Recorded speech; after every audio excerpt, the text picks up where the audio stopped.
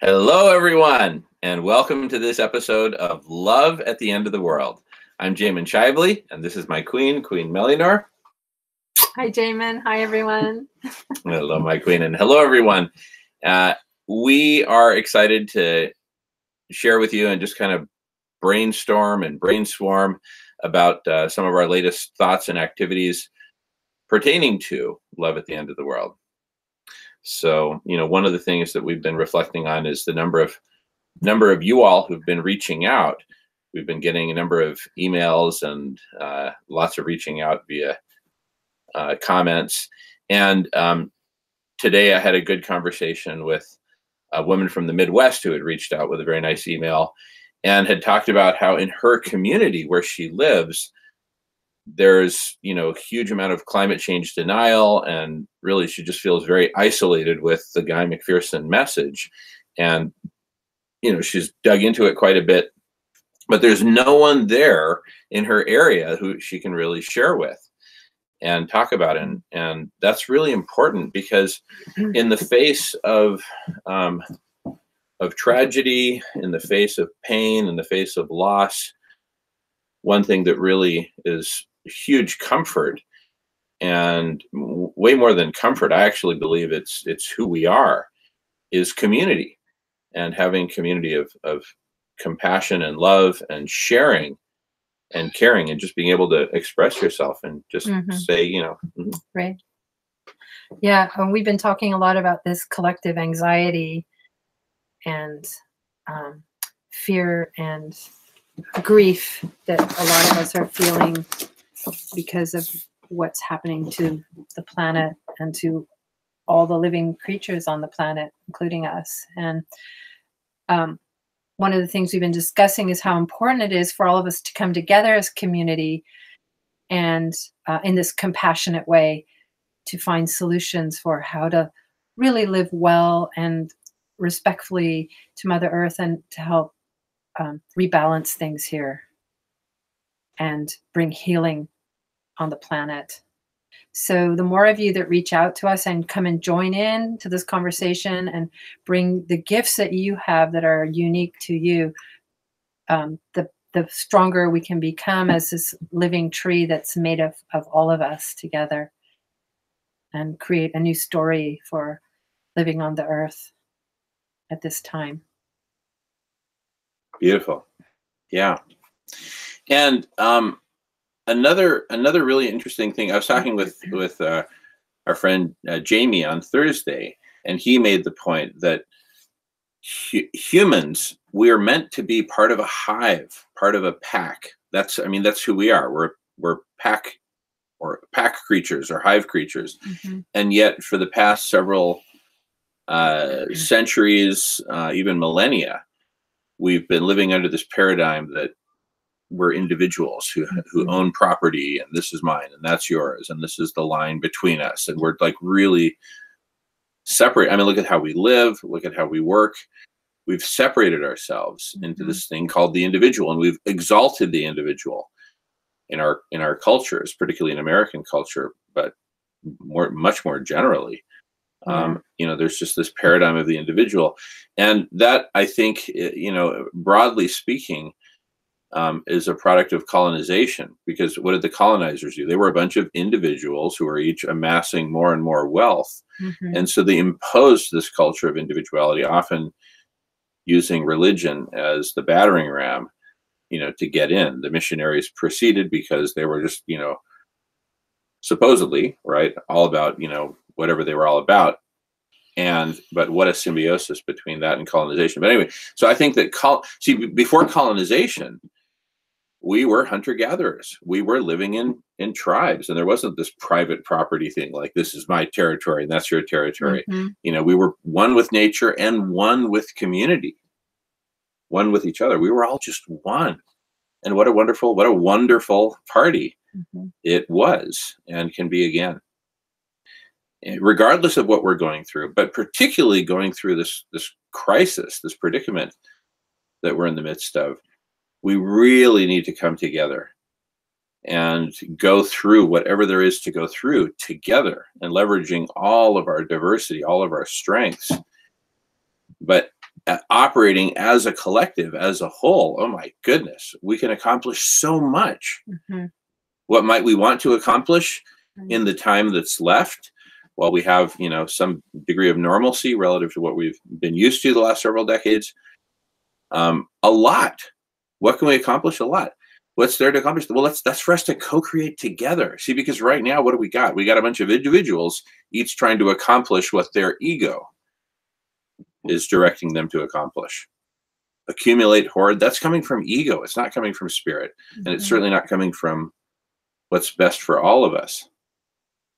Well, also in identifying the new story that we all want to live from is going to help as well.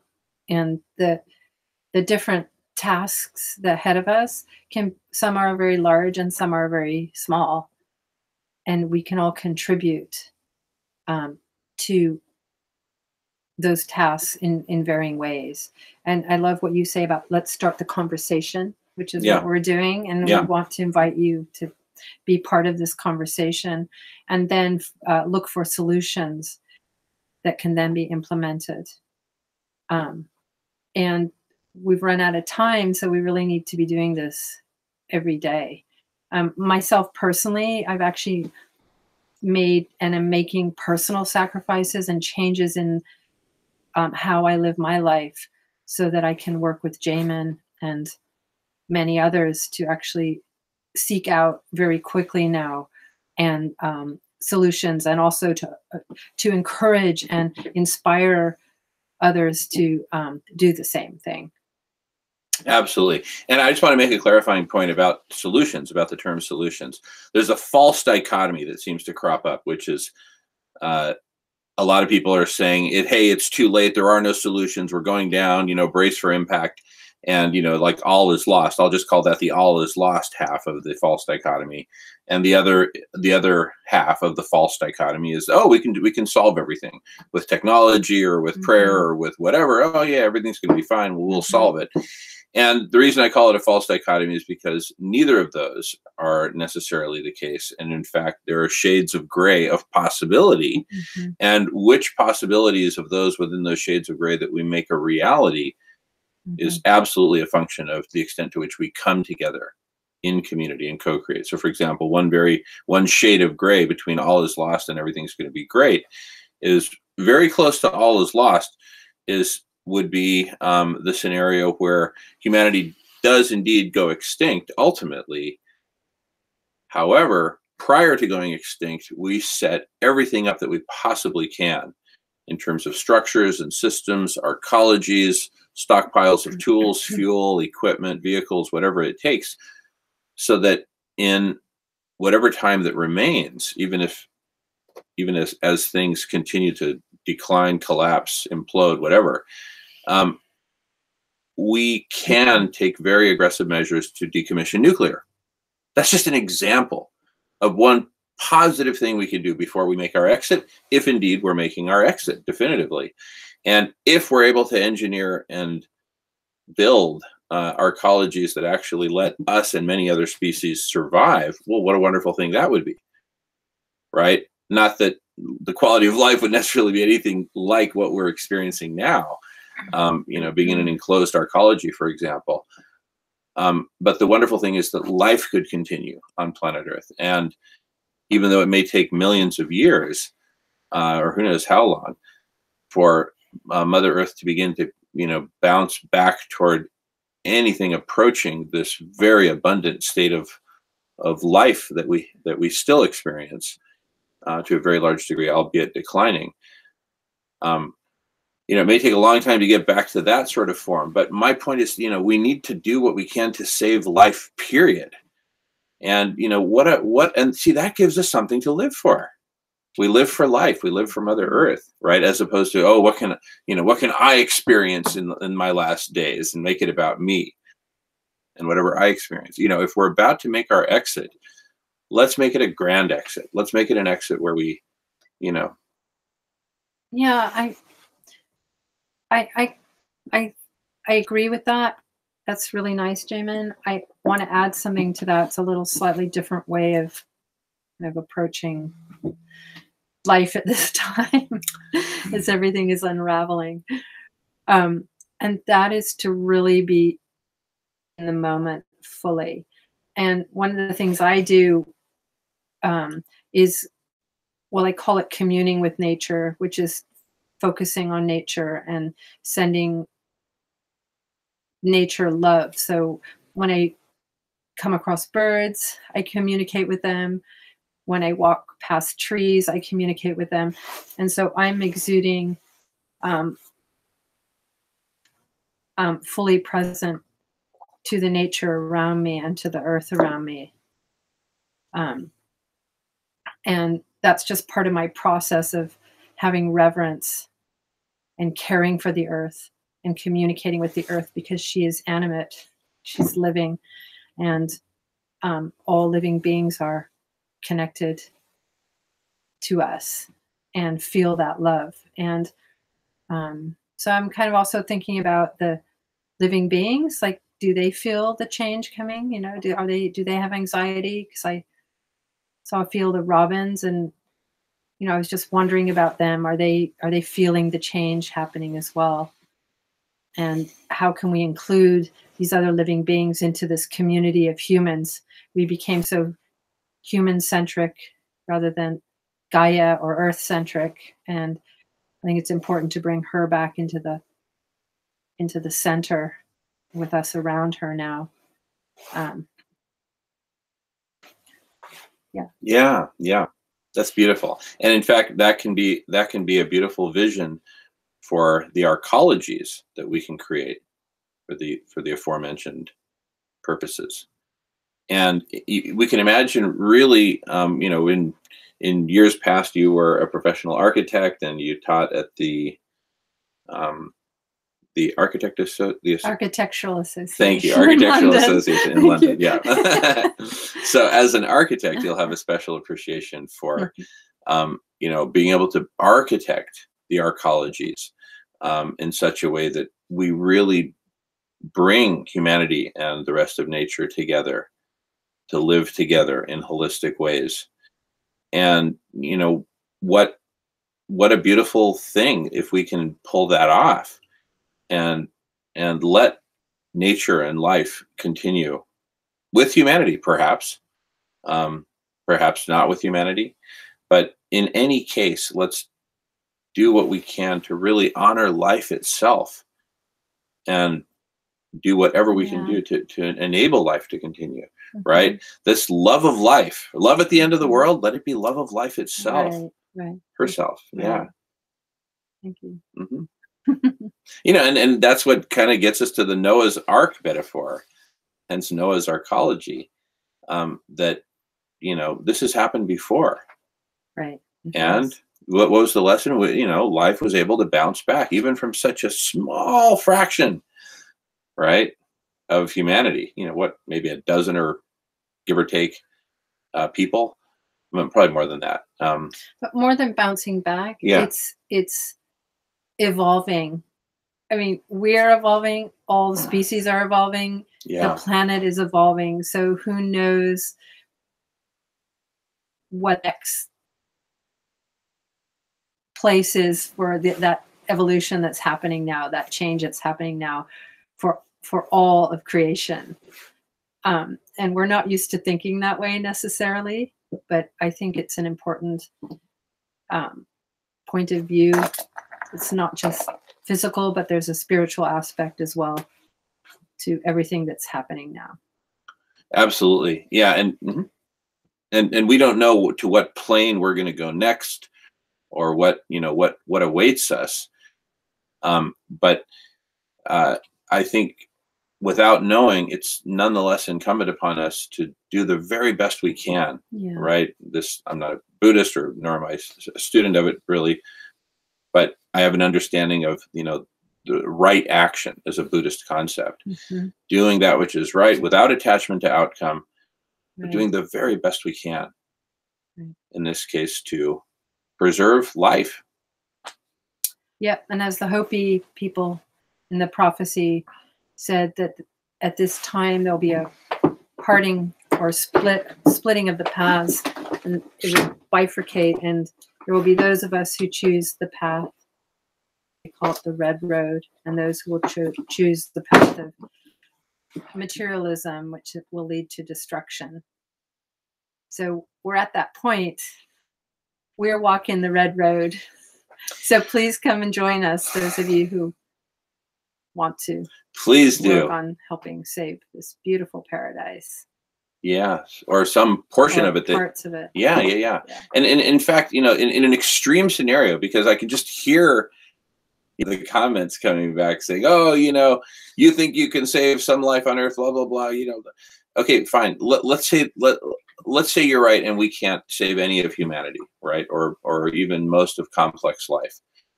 If we can just do one final push and shut down all nuclear, right? And maybe carve out a safe, do as much as we can to set up the conditions that in whatever zone of Mother Earth, would be most hospitable to life, even if it's not complex life, right? Make sure the bacteria, the fungi, the cockroaches, some really hardy forms of plant, maybe hemp itself, but do something to leave that intact so that some life can bounce back. And then you at least have the starting material, the DNA, and some diversity of life from which to grow in the future when Mother Earth bounces back to a healthier state. So my point there is simply that no matter how bad you think things are, there's got to be some set of things that we can do in the time remains that's meaningful. And yes, I know the estimates of 50 years or more to shut down a nuclear power plant, right? Well, there's got to be something that we can do to make that go from decades to years, and maybe even from years to months. And maybe there's just radically new ways that we need to think about the problem, because we've never really thought about the problem of shutting down nuclear power plants before. We built them to run forever, right? And what hubris. And as we come together as one and really develop and evolve our collective intelligence, evolve into a new organism of a hive. Like, think of an ant colony, a leafcutter ant colony, for example. The fundamental unit is not the ant, it's the colony. Because an ant alone simply cannot survive. They simply cannot make another. Right. Yeah, or even a group of the same caste of ant. It takes the entire ant colony, and what a thriving, resilient organism that is as a colony. Now imagine we came together as a colony. Well, that's what an arcology is going to be. It's going to be a colony, right, of humanity and other life forms. Wow. The potential of that in terms of collective intelligence, collective power, collective action is just incredible. So, even if we just achieve that for a moment before we make our exit, right? Let's achieve that. Let's achieve this unity and this compassion and this love for each other and for Mother Earth. It's kind of like, to make an analogy, like being a born-again Christian. It doesn't matter so much when it happens, it's that it happens before you kick the bucket, right? It's kind of like that. But here it's as a collective. Because we are on that hyper-materialist road, It's just there's so much economic activity going on in the direction of hoarding. And you've got all these multi-billionaires, and the number of billionaires keeps growing and their cumulative wealth keeps growing. They're just like a bunch of vacuum cleaners, just vacuuming up every last speck of wealth and that which can be rent generating, right? Or they're just gobbling up, and the poorest 99% are just increasingly suffering and increasingly divided and fearful, and it's just we're on this crazy road, this road of insanity and suicide, right? Centered around hoarding. Been there a while now. Yeah, and we also don't know what the absolute outcome is. That's the mystery of it all as well. And our actions don't just register here on Earth, but that they impact our soul life and our spiritual life. So it's always better to act or enact from a place of love than out of fear. Yeah. And there's going to be just gobs of fear if we continue on the road that we're on. And so there needs to be, the way I see it, we're really beckoning for a global cultural transformation where we have a shared realization of just how harmful that road has been that we've been on. And that there are off ramps that we can take to get off of that road, right, and onto something new, as we've talked about. We still might have some time left. Yeah, we don't know how much time we have left. We just don't know. Right. So whatever time we have left, let's use it to its fullest potential. Let's make the most of it. And let's do it together. Mm-hmm. The power of these connections is it's completely transformed my life. And I've fallen in love with you in the process of, co-creating what we're co-creating. Yeah. And, I think that's going to be a very happy byproduct for lots of people is, meeting the love of your life at the end of the world. Like being born again. But I just couldn't imagine life without you. And it's not, and the quality of it isn't measured in how many years we have together or months or whatever time we do have. But in that we have formed this connection, which is just so cosmic and spiritual. Mm-hmm. And so, how wonderful to have lived and to have lived this and experienced this love and joy and communion. Right. Yeah. So let's get it on as a community. Mm-hmm. Jump in. I don't know what the heck I'm doing. I haven't scripted this. We kind of like, before we start recording, we kind of scratch our heads and it's like, well, what should we talk about? I don't know. I mean, because we're always in this conversation. Yeah. And you see, it brings us so much joy to be facing reality together. Mm-hmm. When I was facing this alone before you and I had fallen in love, I'd wake up in the morning and it was scary. It was depressing. It was hard. Right. Yeah. And, now that we're together, life is just absolutely delicious, regardless of how much time we have. Right. Yeah. And with the community that we're forming with these connections. So, for example, this woman in the Midwest who I spoke with today, who had reached out via email, she just expressed how wonderful it is to connect with other people of her tribe. We're now of the same tribe. Right. That's so nice. Yeah. Yeah. Yeah. And we just talked for like an hour and a quarter. And there was just a lot of laughter, a lot of joy. It's that joy of connection. Imagine like you've just been wandering through the forest alone for like weeks or months, and you finally come upon people. It's like, woo, it's just joyous, right? Regardless of what's going on, right? Yeah. And, there's always been something going on. And in fact, we've always been building towards this point where we are today. We were just not so conscious of it. And that's another great thing about coming together in communities, that we create this global consciousness, this communal consciousness.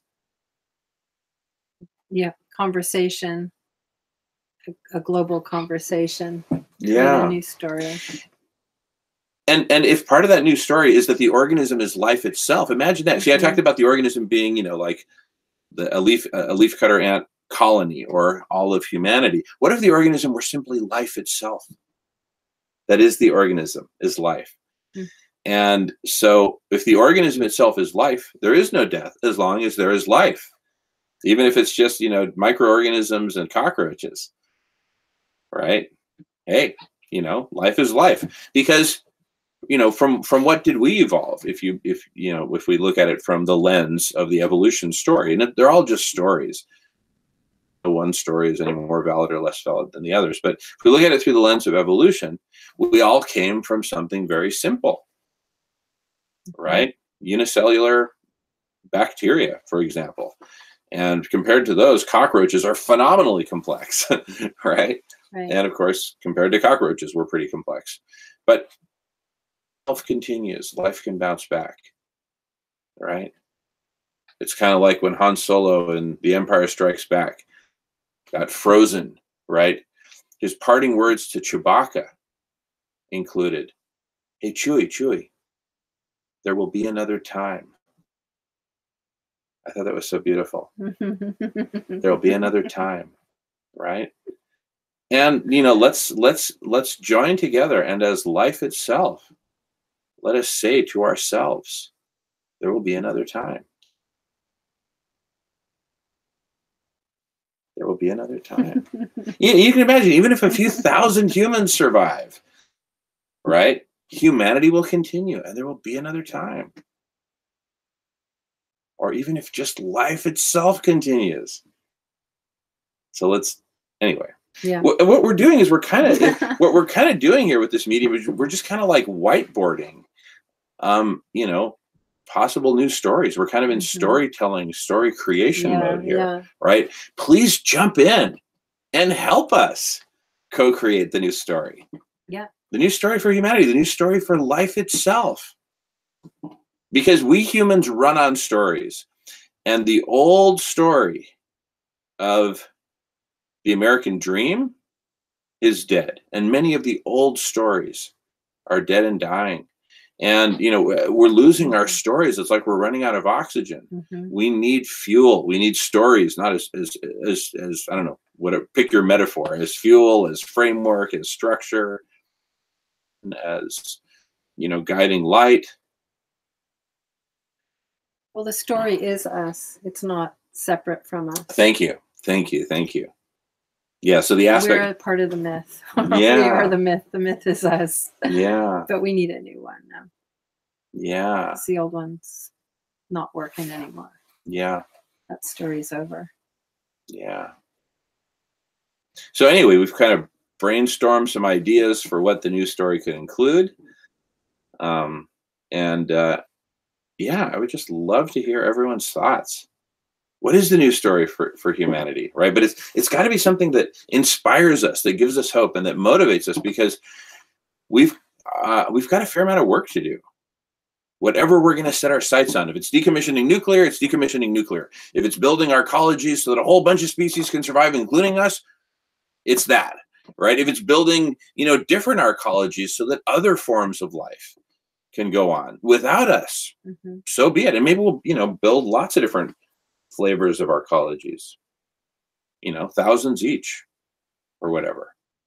But you see, that's the kind of thing we can do if we come together and say, hey, and collectively blow a big whistle, wake everybody up. When I say everybody, I really mean, those who are ready to be awoken. And because even if there's 1% of us that form a movement to transform life on Earth and save life on Earth, wow, 1% of 7.3 billion is 73 million. That's a lot of us. We can certainly do a lot, and we can actually orchestrate a tremendous amount, leveraging our collective intelligence, because operating collectively, those 73 million of us can be orders of magnitude smarter than any government, any military, any United Nations, any organization of humanity organized around other principles other than compassion-based. Yeah. Great. Compassion and community and love. Or holistic. Yeah, that's exactly, that are holistic, that look at all the aspects, because with such a powerful form of collective intelligence, where you marry human collective intelligence with artificial intelligence, that's what we call radical collective intelligence, as we discuss on radish.org. This form of intelligence just exponentiates with more membership and with more higher evolved states of both the software and the consciousness. And we discussed the rudiments of this on the video called Defying Death at the End of the World. We give a pretty good outline of that, so you might want to check that out. But with this collective intelligence, we will have collective power that will be truly awesome, and we can come up with stuff very quickly that we've never come up with before.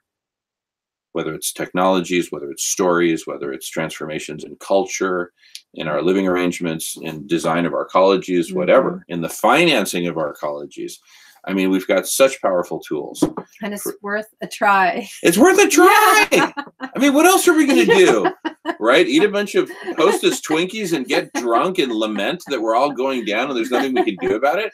Yeah, and it can be fun. It is fun. It can be creative, and it can be loving, and it can be inspirational, and it's really worth a try. And it's kind of like the ultimate great challenge, right? It's kind of like mountaineering before Sir Edmund Hillary. There was Everest, right? No one had scaled it before, but wow, there it was as a possibility. And folks tried and folks died. And, so this is our Everest. This is our Everest. The Everest of life, right? Will life on Earth survive? If so, how much of it? How diverse of it? How complex? Will it just be bacteria, or will it be bacteria all the way to cockroaches? Or beyond, right? Will humanity even make it? Even if it's small, even if there's a few thousand of us, we can still carry on carrying. That's, I think, the minimum viable population for humanity is like several hundred, right? At least that's what Professor Guy McPherson told me. And he should know. He's a conservation biologist and super brilliant at that. So, let this be our new Everest, and let's do it together. And imagine getting to the top, or getting, I see it as a series of milestones. It's first it saved the bacteria, then it saved the cockroaches, then it saved, the ecosystems up to X degree. And there's all these degrees of, complexity and diversity that can be saved and nurtured through this terrible bottleneck that's coming.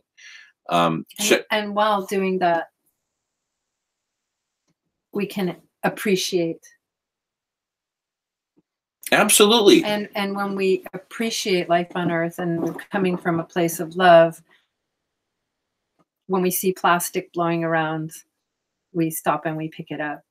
If we see birds hungry, we put bird seed out. I mean, there are little things you can do that already are going to start acting. They're actions that are coming from that place of love that can already make a difference. Us up and makes us feel better as well, and that's a starting place. Absolutely. And there's so many starting places. Love at the End of the World is a series, is a starting place, right? The Social Club at the End of the World is a starting place. What we're building Radish.org into becoming is a starting place. So, and to be doing this together, and again, from the Buddhist notion of non-attachment to outcome, right? If we do this and we just play all out with our, wholeheartedly, and using all of our collective power and collective intelligence, even if we just get 20% of the way towards the goal line, the finish line, and we don't complete it, at least we will have lived as a wonderful, beautiful community in that time that remains. Right. So regardless of what we accomplish, even if all life is totally extinguished, right? Let's have one final wonderful run, right? As life united, right? Because the other species, they can feel it when we get together and say, hey, let's bring the kingdom together. They'll be game. They'll be game. So. Thank you, Jamie. Absolutely. Thank you, my queen. So bring your genius to the table. Bring your heart to the table, bring your uniqueness to the table, bring your wisdom. Yep. Bring your love, bring your heart. All right. Well, welcome to the table. The table is big, and it's a big round table. And as my dad would say about round tables, there's always room for one more. That's great. All right. We'll look forward to hearing from you soon. Please comment away, reach out. Contact us however you can, and we really love to see you. All right. Bye for now. Thank you, Queen Melina. Thank you, Kevin. And thank you all for watching. See you next time. See you soon.